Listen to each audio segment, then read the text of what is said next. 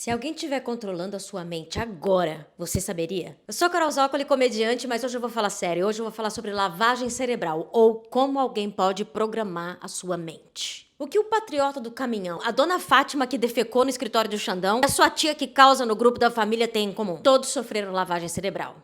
E o cérebro ficou uma lavagem. No vídeo de hoje eu vou te explicar passo a passo como saber se a sua mente está sendo controlada.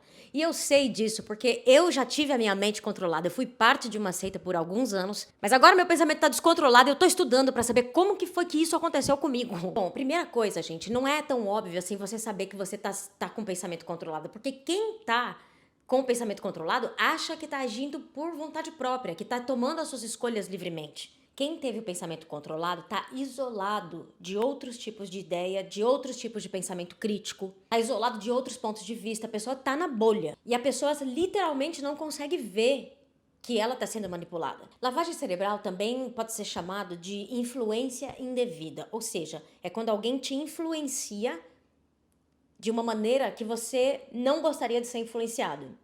E você não sabia que estava sendo influenciado dessa maneira, então é indevido. A lavagem cerebral ou a influência indevida é um processo onde uma pessoa ou um grupo de pessoas tem a sua liberdade de escolha reduzida, tem a sua liberdade de escolha comprometida por algum grupo ou por alguma outra pessoa. Ou seja, quando você está sob influência de alguma doutrina, você acredita que você tem a liberdade de escolher o que você quiser, mas na verdade, a lavagem cerebral é reduzir a sua liberdade de escolha. Eu vou explicar mais, fica aqui comigo. Então, esses agentes que estão modificando o comportamento e o pensamento da pessoa, que estão fazendo a lavagem cerebral, eles distorcem e modificam a percepção da pessoa, ou seja, como a pessoa interpreta as coisas à sua volta. Eles também alteram a motivação, eles mudam a motivação da pessoa, que às vezes tinha uma motivação antes e depois que entra num grupo é motivado, tem como objetivo outras coisas na vida. Esse grupo também vai modificar as emoções da pessoa. Quando você tá num grupo, numa seita, ou num grupo altamente controlado, que é isso, eles controlam tudo isso, e as tuas emoções também vão ser controladas. Por exemplo, no grupo que eu participei, tinha que ser super positivo. Emoções negativas não tinham vez ali.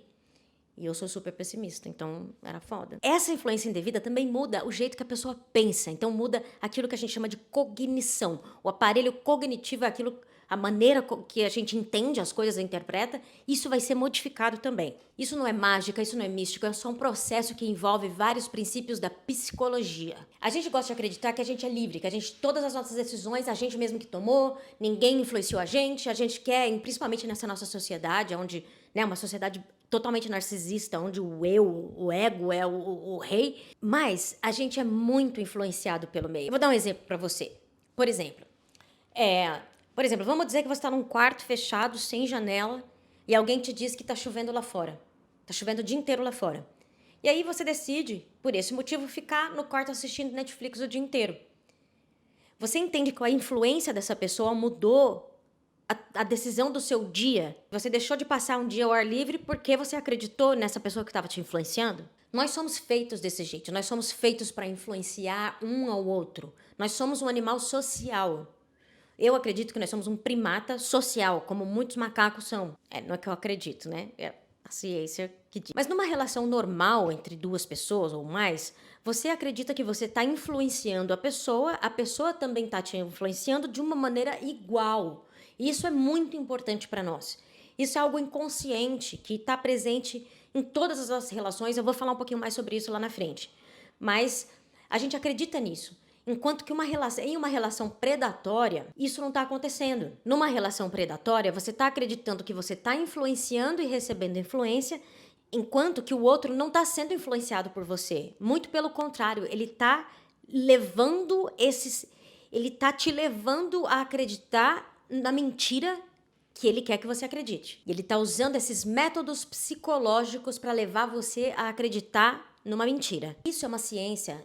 Gente, pensa bem, a ciência avançou em tudo. A ciência avançou em tecnologia, de informática, a ciência avançou em creme anti-ruga. E por que a ciência não avançou na psicologia? Por que a gente não entende as nossas emoções de uma maneira clara? Por que a gente não entende isso? Por que a gente não entende essas coisas na escola? Porque assim, a galera do marketing já sabe como funciona isso há muito tempo. Muito tempo. Entre os anos 40 e 60, a CIA, nos Estados Unidos, a inteligência americana, fez um projeto totalmente legal de teste em cobaia humana de lavagem cerebral e deu super errado. A galera ficou todo mundo meio louco. Depois dessa história, cometeram crimes, até um negócio bem bizarro. Esse projeto chamava MK Ultra. Se você tiver curiosidade, dá uma pesquisada, bem bizarra essa história. Agora uma curiosidade, sabe quem levou a psicologia pro marketing? Um sobrinho do Freud, gente, chamado Edward Bernays, demônio. Então, quer dizer, estão usando a psicologia para fazer a gente comprar coisa faz muito tempo, mas você acredita que comprou o copo Stanley porque tem a qualidade boa. Agora, vamos entender o que está acontecendo com o seu tio Minion. Vamos entender. Você já parou para pensar como que a gente influencia uns aos outros? Você já reparou que o ambiente te influencia, a pessoa com quem você tá te influencia, se você não vai se comportar da mesma maneira no trabalho ou numa festa? Quer dizer, eu já fiz isso e não dá certo, não recomendo, tá, gente? Assista esse vídeo aqui, ó. O dia que eu vomitei na casa da minha chefe era Paola Carosella. Tem um psicólogo canadense chamado Roberto Cialdini, que ele estuda a influência. Então ele explica como é que a gente se influencia uns aos outros. E ele tem esses 6 princípios da influência. Eu vou falar um pouquinho sobre eles para vocês. Então o primeiro princípio é a reciprocidade, ou seja, pagar um favor que você recebeu. A gente tem um impulso muito grande de ter um balanço entre as nossas relações. Aquilo que eu estava falando, a gente ser influenciado, influenciar ao mesmo tempo. Se alguém te fez um favor no passado, você vai ter a tendência de fazer um favor para essa pessoa.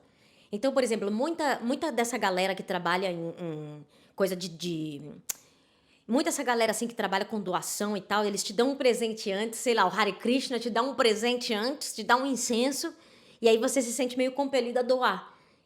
Porque eles sabem desse princípio, da reciprocidade. A gente tem esse impulso de se alguém fez um favor pra gente, a gente quer retribuir.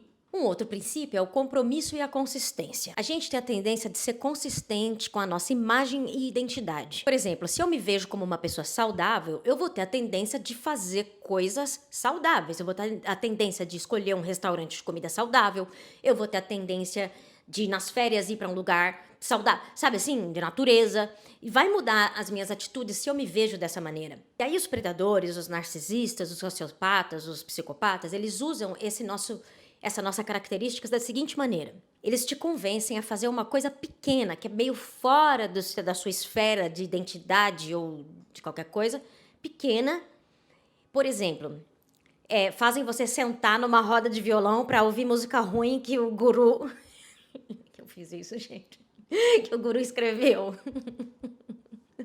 Aí, tipo assim, aí você aceita, tipo, ficar um pouquinho. Você já mudou a tua identidade. Tipo assim, a tua identidade não é mais assim, eu não sou a pessoa que senta em roda de violão.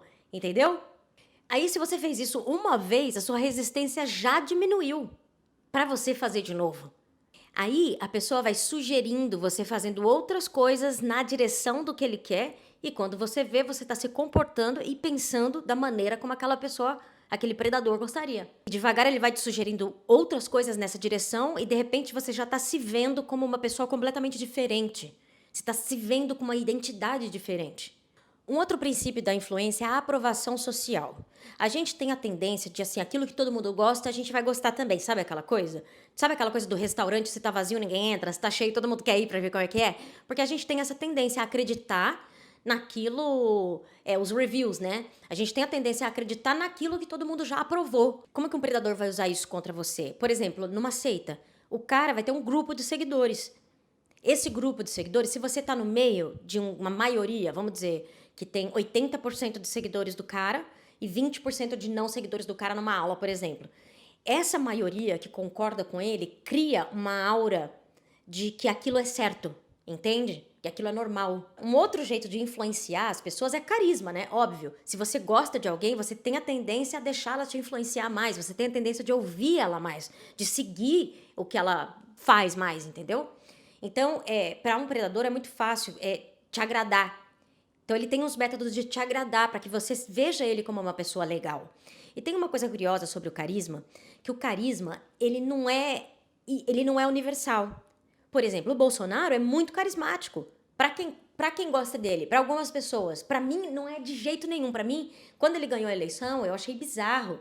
Porque eu ficava assim, como é que as pessoas tiveram coragem de votar nele? Várias pessoas, né, que nem são, assim... Porque quando votaram nele, quando ele ganhou, muita gente que votou nele não era exatamente Minion, não era exatamente extrema-direita. né? Tinha aquela coisa anti-PT, não sei o que, não sei o que.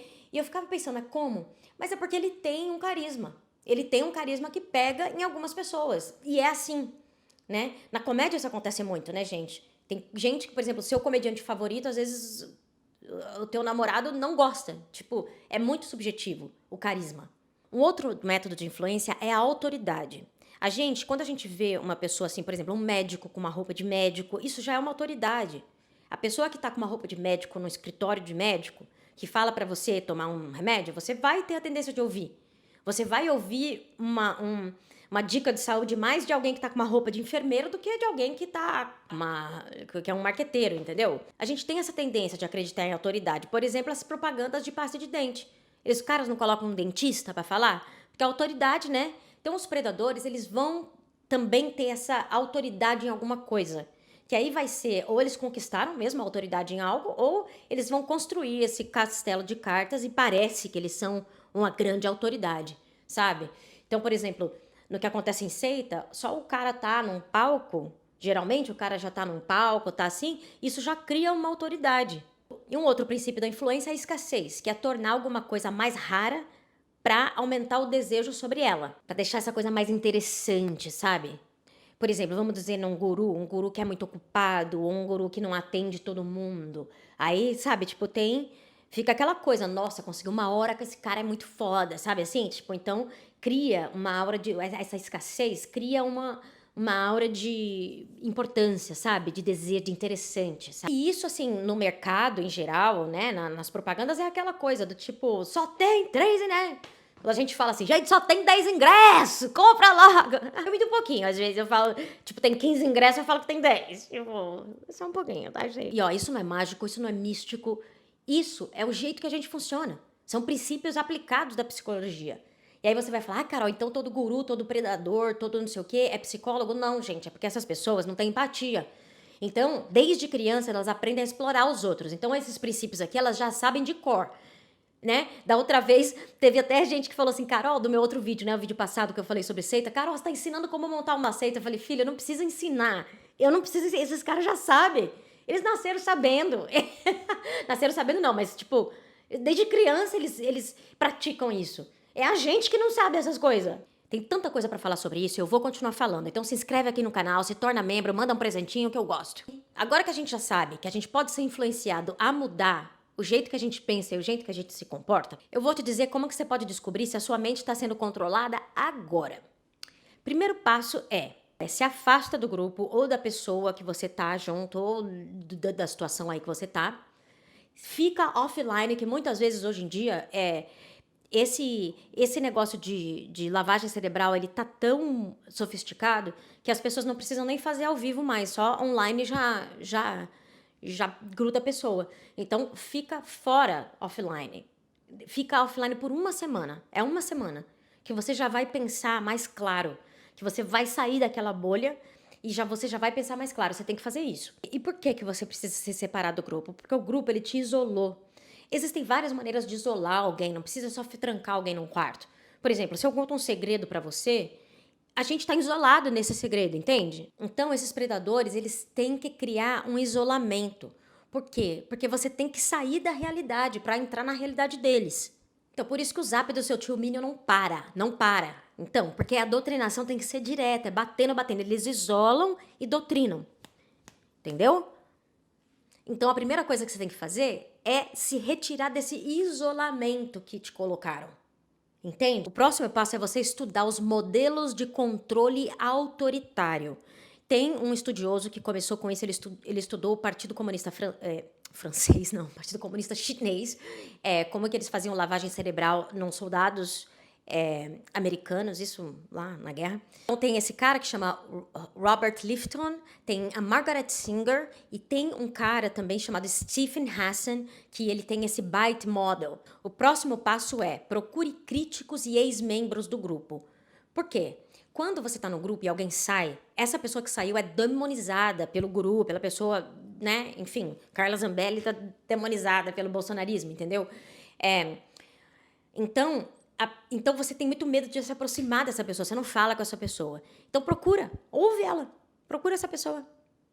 Vê um vídeo que ela fez, lê um artigo que ela escreveu. E o próximo e último passo é: pensa com honestidade sobre o grupo. Reflete. Como foi a primeira vez que você conheceu o grupo? Tinha alguma coisa estranha? Tinha alguma dessas red flags, né? Bandeira vermelha, sinais de que aquilo poderia ser bizarro? Como que você estava no momento em que você entrou no grupo? Você estava num momento vulnerável? Você tinha se separado? Alguém tinha morrido? Você estava sozinho? Sei lá, alguma coisa? Se você soubesse o que você sabe agora, você teria entrado no grupo? Essa pergunta é muito importante. Manda esse vídeo para quem você acha que pode aproveitar ele, porque é muito importante a gente saber como que a gente está sendo enganado, não é? E cuidado, que o filho da puta pode estar do seu lado. Comenta, dá like, se inscreve, vira membro, me manda presentinho, que eu vou continuar falando desse assunto. 3, 2, 1.